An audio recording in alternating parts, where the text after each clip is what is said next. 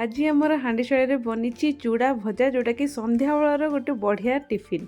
आउ यही चूड़ा भजा बनवाई देखो मुझे मीडियम थिक्र चूड़ा नहीं आप आर पतला जो चूड़ा आसे भी यूज करेंगे। आउ ये मु बादाम नहीं बादाम टी अधिका पकड़े भल लगे टी हेल्दी करने मुझे आमर नहीं गली आलमंड नहीं गली काजू नहीं आई सोरिष सुखिला लंका कंचा लंका आमर भृसंग पत्र नहीं गली आ गोटे बड़ पियाज को काटिकी नहीं। तो प्रथम आम ना चूड़ा को भाजीबा चूड़ा को आप बढ़िया से भाजी दिंतु जमीक माने बढ़िया से माने क्रिस्पी हो चूड़ा जमी हाथ में धर धुर भांगी जाऊँ। तो गैस रो फ्लेम को लो मीडियम करके करेंगे बेसी हाई रे भाजी देवेनी स्लो रे जिते भाजबे सेते चूड़ाटा क्रिस्पी क्रंची बनिबो। तो ये देखंतु मो चूड़ा को एमती हाथ में जिते को प्रेस कर सी गुंड हो जाऊँगी। तो तुम चूड़ा भाजी सारा तो तेल नहीं जावा आमर टिके रिफाइंड तेल बादाम को बर्तमान आप भाजी दिंतु बादाम को पूरा भाजबे जमीक बादाम बढ़िया से क्रिस्पी हो टिके टाइम लगे सीना हल्का रे टिके स्लो रे एटा को भाजी दिंतु। तो बादाम टिके भाजी गला बेलू मुझे आमर काजू आमर जो आलमंड सब पकईकी मिसेकी बर्तमान मु भाजी दूची गोटे 4-5 मिनट लगे यहाँ भाजी हाँपे ये भाजी सारापर आपड़ यहाँ को गोटे प्लेट को काढ़ी साइड रखी दिंतु। एबे आमे कड़े रे आउथरे टिके तेल गरम करिबा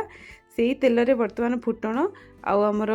सुखिला लंका कंचा लंका पकईकी आको टिके बढ़िया से फुटिबा को छाड़िबा सोरिष फुटिला बेलू आमे पकई देबा आमर भृसंग पत्र आको भी टिके भाजी देबा आ सेइथिरे एठी मु पकई दिछि आमर टिके हिंगु आउ बर्तमान यहाँ को आप भाजिकी ये पकई दिंतु आप पियाज ये पियाज को आप बढ़िया से भाजबे जमीती कि पियाजर से जो मॉइस्चर अंशटा पूरा ड्राए हो आउ ये चूड़ा भजा को ना आप जब लंग टाइम रखा चाहूँगी देन यहाँ को भलरे भाजबे लुण टिके हल्दी देके आप भाजीदेवे। ये जो चूड़ा भजा बनाऊँगी आप ट्रावेल कौटी करमती भजा करी भी आपण माने डबारे भर्ती करके नहीं जातु ट्रावेल रे भी बहुत हेल्पफुल हम। तो किंतु ये छोट छोट टिप्सटा जानथिबा दरकार जदि पियाज आप हल्का भजा होइथिबो देन आपन चूड़ाटा नरम हो पियाज जदि टिके कड़ा करके भाजी थे मॉइस्चर बिल्कुल नथिबो देन आपनकर चूड़ा भजाटा बेसी दिन स्टोर करके रखि पारिबे। तो ये मोर तो पियाजटा भल से भाजी सारा परे मुझे आमर पकई दूची